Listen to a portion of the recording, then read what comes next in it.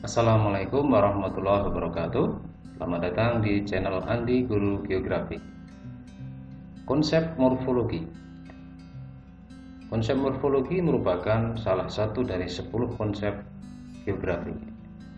Morfologi merupakan konsep geografi yang berkaitan dengan bentuk permukaan bumi yang bervariasi, di mana variasi bentuk muka bumi ini disebabkan oleh hasil aktivitas tenaga endogen, yaitu tenaga dari dalam bumi yang bersifat membangun bentuk permukaan bumi, dan tenaga eksogen dari luar bumi yang bersifat mengubah bentuk permukaan bumi.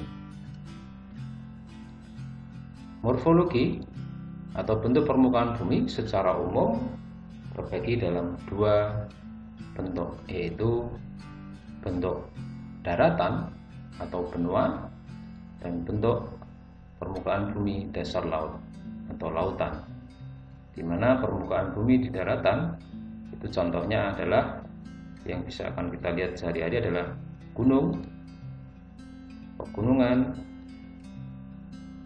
bukit,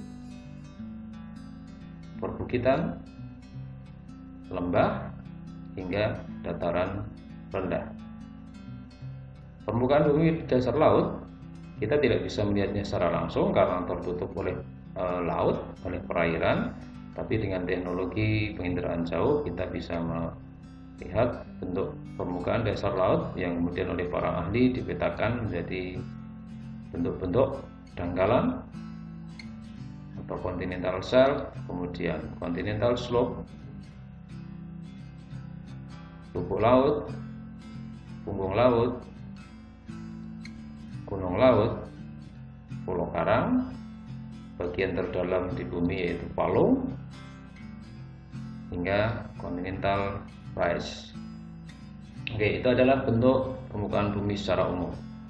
Bentuk permukaan bumi secara khusus saya ambil contoh dari Verstappen yang membagi 10 bentuk lahan menurut asal proses terjadinya. Yang pertama adalah bentuk lahan vulkanik atau bentuk lahan yang disebabkan oleh aktivitas vulkanisme. Bentuk lahan yang bisa dilihat adalah kerucut vulkan, kawah, medan lava atau tempat jalur lava itu turun ke lereng, kemudian lereng dan lembah gunung. Bentuk lahan yang kedua adalah bentuk lahan struktural dari aktivitas vulkanik, aktivitas tektonik, sehingga yang dihasilkan adalah contohnya adalah patahan, lipatan, kubah atau dom, dan kekar atau join. Ini adalah contoh-contoh bentuk lahan yang dihasilkan oleh aktivitas tektonisme atau bentuk lahan struktural. Bentuk lahan yang ketiga adalah bentuk lahan fluvial, merupakan bentuk lahan yang dihasilkan oleh aktivitas air sungai atau air daratan, dimana akan bentukannya adalah dataran banjir, rawa belakang atau backswan, rawa yang ada di dekat sungai, kemudian teras sungai, dan tanggul alam.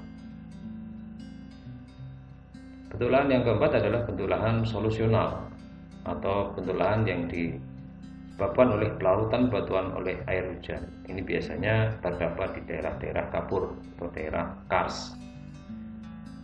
Bentukan yang dihasilkan adalah menara kars, kerucut kars, polye, wilayah yang luas di antara perbukitan kapur, dan gua-gua kars. Bentuk lahan yang kelima menurut proses asal terjadinya adalah bentuk lahan denudasional, yaitu bentuk lahan perusakan yang dilakukan oleh pelapukan, erosi, dan mass wasting. Dengan contoh hasilnya adalah peneplain, puncak gunung yang karena erosi menjadi sebuah dataran atau dataran tinggi. Bukit-bukit sisa, lembah sungai, dan lahan-lahan yang rusak. Bentuk lahan yang keenam adalah bentuk lahan eolian atau eolin yang disebabkan oleh aktivitas angin. Ini banyak terjadi di daerah gurun atau di daerah berpasir di tepi pantai. Dengan contohnya adalah Sandun Barcang, kemudian Sandun Bintang atau Star, dan Batu Jamur. Bentuk lahan yang ketujuh menurut Verstappen adalah bentuk lahan marin yang disebabkan oleh aktivitas air laut, ombak ataupun gelombangnya. Hasilnya adalah delta di muara sungai, kemudian Tombolo, daratan yang menghubungkan pulau kecil dengan pulau utama, kemudian Laguna, dan Spit. Bentuk lahan yang kedelapan adalah glasial, bentuk lahan yang diakibatkan oleh aktivitas es yang bergerak meluncur ke bawah dengan bentukan lahan antara lain adalah morena, dataran morena, dan drumlin, yaitu dataran di bawah es yang terlihat tercapik-capik seperti ini. Oke, kemudian bentuk lahan yang ke-9 adalah bentuk lahan organisme atau organik. Ini bentuk lahan yang dihasilkan oleh aktivitas biota laut, misalnya adalah mangrove,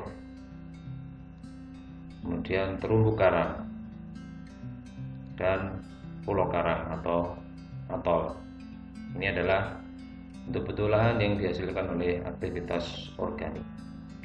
Yang terakhir adalah bentuk lahan yang diakibatkan oleh aktivitas manusia atau sering disebut dengan bentuk lahan antropogenik.